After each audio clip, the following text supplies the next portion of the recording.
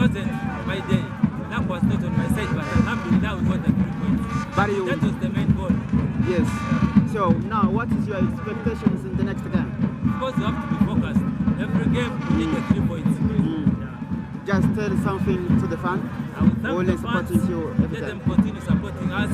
We shall always push. We shall give our best to see that they are happy. Okay. Asante sana sana.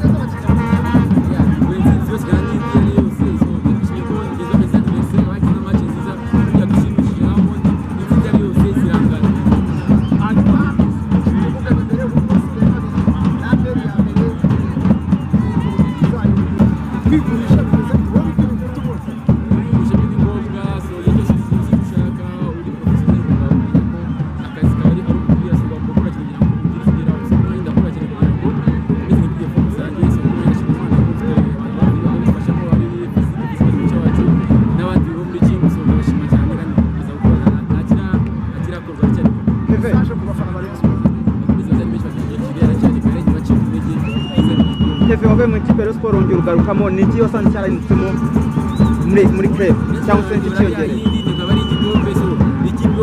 yora ku gitugu cy'ubwanya ntabwo nta cyahindutse ni yayindi ahubwo yari yiyongereye kurushaho.